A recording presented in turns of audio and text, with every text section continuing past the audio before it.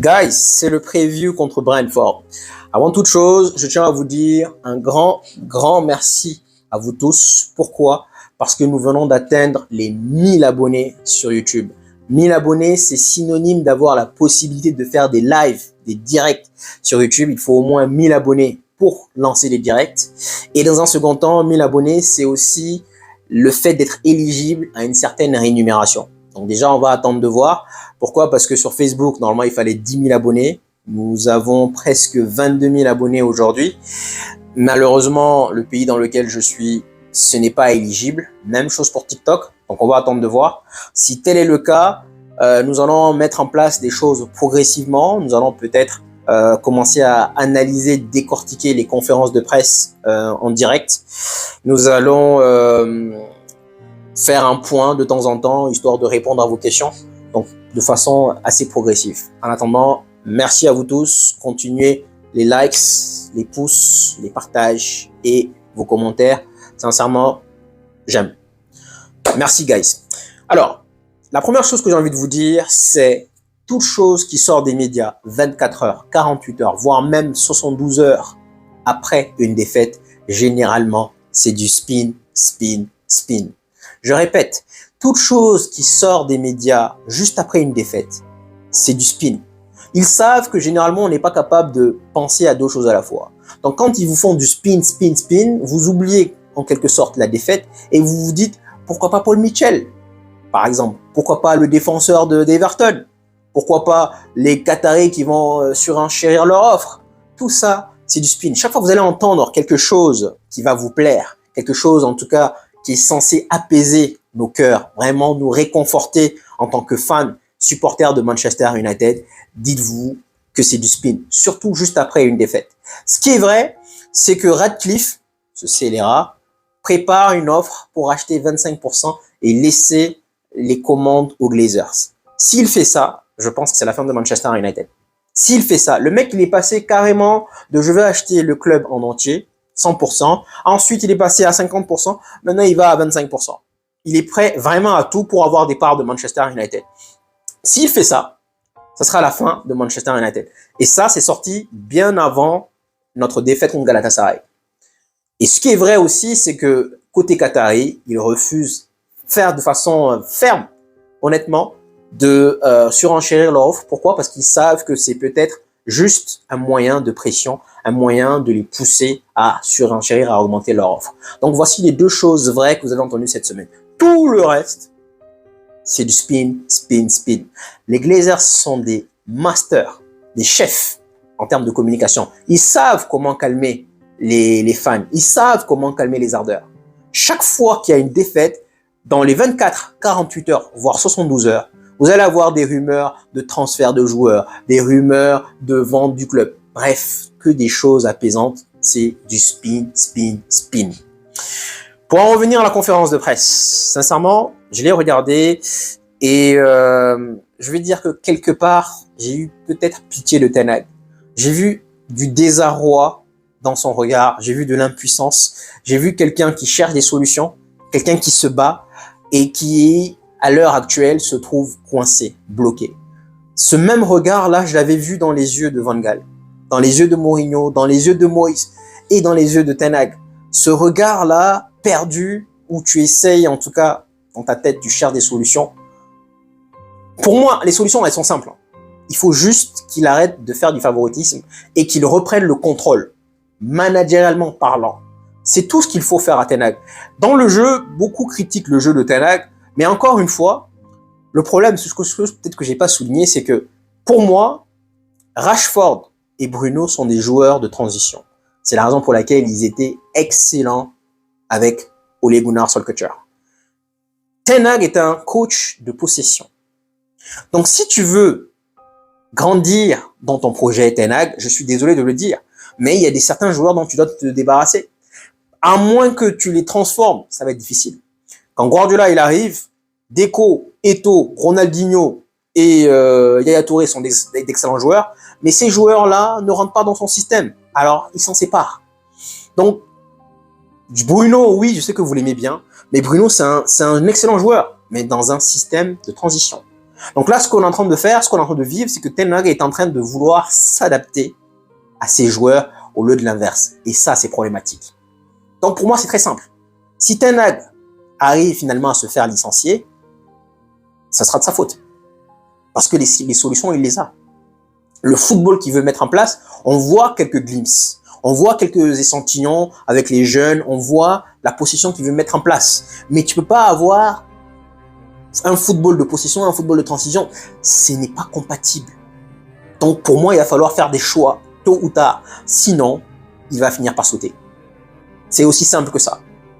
Donc là, dans cette conférence de presse, je l'ai vu un peu, pas abattu, mais dans son regard, je trouve que c'est quelqu'un qui cherche encore les solutions. Et que pour l'instant, il ne les a pas. Alors, il a eu quelques questions. L'une d'entre elles était sur Rashford. Il explique que Rashford va bientôt atteindre son apogée. L'année dernière, à la même date, Rashford avait 5 buts en 9 matchs. Au jour d'aujourd'hui, c'est 1 but, une passe décisif. Donc, est-ce qu'il faut s'inquiéter? Il dit non. Il dit que Rashford va revenir au top de sa forme. Il va falloir juste être patient. Et il y a une chose aussi que j'aimerais souligner, c'est Højlund qui a dit, donc juste après le match de Galatasaray, il disait que Rashford et lui s'entraînaient davantage, histoire de mieux se connaître, histoire d'améliorer la relation entre eux. Et on l'a vu, on a vu quelques glimpses pendant le match contre Galatasaray. On n'a pas vu Rashford venir attaquer sur un mur. On a vu Rashford lever la tête de temps en temps et chercher son compère attaquant, Højlund. La passe qu'il lui fait, il aurait pu avoir même une deuxième passe décisive. Bon, dans ce cas, si Rashford améliore son QI, on peut le garder. Pour moi, Rashford, c'est un bon joueur. Je le dis et je répète, Rashford, c'est un bon joueur. Mais Rashford n'a pas progressé. Pire, Rashford a régressé. Le Rashford qu'on a connu sous l'ère Van Gaal, quand il venait d'arriver, je crois que c'était en mars, donc en 2016, ce Rashford-là, il était phénoménal. Le but qu'il met contre West Ham, où il enroule, elle rentre vraiment pleine lucarne, ou le petit pont qu'il fait à Demichelis avant de ajuster le gardien contre City, ça, c'était un Rashford de très haut niveau. C'est juste que malheureusement pour lui, il a eu 2 coachs assez défensifs qui n'ont pas su le faire évoluer, qui n'ont pas su le faire progresser. Et là encore, on a un coach qui, au lieu de l'aider à progresser dans son système de jeu, on a un coach qui essaye de s'adapter à lui. Et ça, c'est une mauvaise erreur. C'est une grave erreur même. Donc Rashford, c'est un bon joueur. C'est juste niveau QI. Il n'a pas le QI. Le mec, il ne sait pas prendre les bonnes décisions. Mais c'est un bon joueur. Donc, à lui de voir s'il va grandir dans cela. Donc, on espère vraiment qu'on va revoir Rashford au top de sa forme. Mais pour cela, il va falloir que Ten Hag commence à le cadrer. Tout simplement. On a aussi une question qui disait que nous avons encaissé donc 18 buts en 10 matchs. Est-ce qu'il ne faut pas s'inquiéter? Il a répondu qu'en fait, la question, pardon, c'était 18 buts en 10 matchs. Est-ce que le fait d'avoir plusieurs blessés en défense, ce n'est pas un problème? Bon, pour moi, je n'aime pas la tournure de la question. J'aurais bien aimé la question juste 18 buts en 10 matchs. Est-ce qu'il ne faut pas s'inquiéter? C'est mieux. Parce que là, la réponse qu'il dit, c'est quoi? C'est que puisque justement il y a des absents, c'est ça la question, ben c'est difficile d'émettre une habitude, de mettre une certaine routine qu'il y a entre joueurs. Donc normalement quand on joue ensemble, quand on apprend à jouer ensemble encore et encore, ben on sait quelles sont les lacunes, quelles sont les forces de notre collègue, et du coup c'est ce qui faisait d'ailleurs la force du duo Ferdinand-Vidic. Vidic savait que s'il se faisait passer, Rio Ferdinand allait couvrir. Ferdinand savait que Vidic allait couvrir. Bref, l'autre était féroce, l'autre était talentueux dans les passes. C'était un duo unique. Maintenant, c'est vrai qu'avec tous les blessés que l'on a, maintenant, il ne faut pas s'apitoyer sur notre sort. Nous avons Bissaka qui va probablement venir en décembre. Nous avons Martinez probablement décembre. Luke Shaw décembre. Donc pour moi, il faut trouver d'autres solutions. Il faut trouver d'autres solutions et vite. Donc, j'ai pas aimé la tournure, j'aurais aimé plutôt la question juste 18 buts en 10 matchs. Donc, il explique que ouais, il va falloir améliorer la communication et puis ben trouver une certaine routine. Mais le problème, c'est que cette routine-là, dès que les anciens joueurs vont arriver, ben on va les remettre et du coup, même cette routine qu'on a mis en place, on va la perdre à nouveau. Ensuite, il y a eu une question que j'ai bien aimée. Je trouve que c'est la meilleure question d'ailleurs qu'on a eu pendant bien longtemps. C'est avant la Carling Cup, donc avant le match contre Newcastle en finale de la Carling Cup, votre taux, à Ten Hag, la question, votre taux de réussite, de pourcentage de victoire était de 69%. Après la victoire, c'est descendu. Donc si on prend Ten Hag donc à son arrivée août 2022 jusqu'à fin février, donc c'était 28 février qu'on a joué le match, 28 février 2023, il avait un taux de pourcentage de réussite de 69%. À l'inverse, depuis la victoire, il a un taux de réussite maintenant de 50%. Alors, la question c'est, est-ce que la mentalité n'a pas diminué? Et Ten Hag a dit oui, c'est vrai, vous avez raison, c'est un fait. Il y a forcément une explication, mais derrière, il ne donne pas l'explication. Il dit qu'il y a une explication, mais qu'il va falloir réagir. Encore une fois, il répond, il va falloir améliorer notre communication et surtout retrouver la confiance. C'est clair que nous sommes en perte, en panne de confiance. Nous avons besoin, donc, je pense, de retrouver cette confiance-là. Mais ça, c'était un fait. C'est quelque chose qu'on a souligné à plusieurs reprises en live. Depuis notre victoire contre Newcastle, c'est comme si nous avions gagné en même temps Ligue des Champions, Coupe du Monde, Europa League, Première Ligue, Liga, Ligue 1, Bundesliga, Serie A, en même temps. Dans la tête des joueurs, ils ont atteint le paroxysme, ils ont atteint le summum et c'était paf, c'est bon, mission accomplie. Et c'est pour ça que ça, c'est grave. Parce que si vous vous contentez d'une League Cup, c'est problématique. C'est très problématique. Et ça, on l'a souligné à plusieurs reprises. C'est comme si genre, oui, ça faisait 6 ans qu'on n'a pas gagné de trophée, mais aujourd'hui, si je dois revenir en arrière, peut-être qu'il ne fallait peut-être pas gagner la League Cup et qu'il fallait que ces joueurs-là aient faim. Chose que Ferguson savait faire parfaitement, c'est donner faim à ces joueurs. Tu peux gagner Ligue des Champions, Première Ligue, FA Cup, triplé historique. L'année d'après, on repart comme si de rien n'était. On repart à zéro. On repartait à zéro.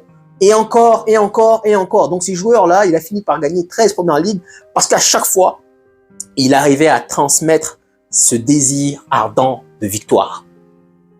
Et ça, si Ten Hag n'est pas capable de le faire, c'est problématique. Donc on espère vite que la mentalité va changer parce que sincèrement, pour l'instant, j'ai mis en titre jamais 304 parce que nous venons d'aligner 3 défaites d'affilée à Old Trafford. Peut-être que c'est la 4e demain. Donc il va falloir vite réagir et trouver le problème. Pour moi, l'un des problèmes, c'est le salaire déjà. Ils sont trop payés et apparemment, on peut pas trop leur dire des choses. Ça aussi, ouais, ça je sais pas si c'est vrai. Par contre, bon, j'ai un doute dessus, mais si c'est vrai, on peut pas leur dire des choses parce que les mecs, ils ont des problèmes mentaux. LOL, avec le salaire qu'ils ont, le plus bas salaire, c'est 4 millions. T'es pas content, tu prends tes clics et tes claques, tu laisses tes cloques et tu dégages. C'est simple. Je vois pas comment tu fais. C'est pas comme si genre on te demande d'aller dans le feu, on te demande d'aller sous la mer, aller nager dans les requins. Non, on te demande de jouer au football. Et c'est censé être une passion, quelque chose que tu as depuis petit. Alors viens pas venir me dire t'as un problème de mental. Tu fais le métier que tu aimes, tu as un salaire assez conséquent. À toi de nous le prouver sur le terrain. Donc il y a plusieurs problèmes à régler. Maintenant la question c'est est-ce que Ten Hag va pouvoir s'imposer? Est-ce que Ten Hag va pouvoir redresser ces choses-là? Et l'une des questions aussi c'est justement la trêve arrive. Est-ce que justement on n'est pas dans l'obligation de gagner?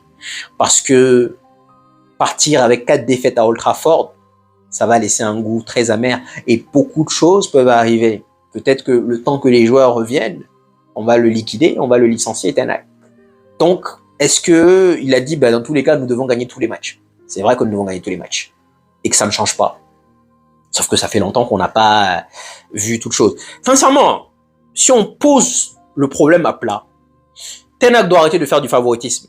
Celui qui me dit qu'il a des problèmes mentaux, il dégage. C'est tout. T'as pas les compétences mentales, de jouer à Manchester United, tu prends tes clics et tes claques, tu dégages. Simple. Voici l'équipe que je pense qu'il va aligner. Alors, je pense que Onana va jouer. Et d'ailleurs, je vais vous dire pourquoi. Souvenez-vous, les gars, comment on s'est débarrassé de De Gea. De Gea a signé son contrat, il est parti en vacances, et là on est revenu, on lui a dit non, écoute, finalement, écoute, le contrat qu'on t'a donné, il n'est pas valable. On va diminuer ton salaire. Tu avais un contrat de 350 000 qu'on t'avait offert, proposé, et maintenant on va rebasculer à 200 000.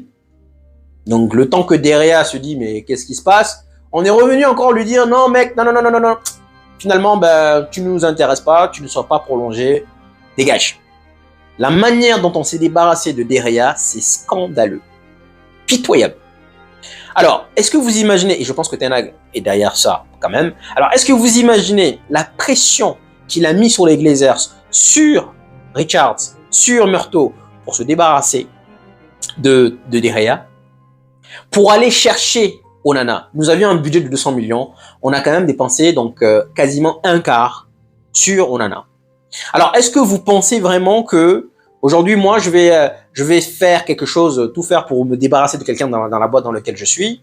Je vais amener quelqu'un en qui j'ai confiance, et ce quelqu'un-là, ça ne donne pas. Est-ce que vous pensez que je vais tourner le dos à ce quelqu'un-là? Est-ce que j'ai le droit, après tout ce que j'ai fait, pour me débarrasser de l'autre? La réponse est non.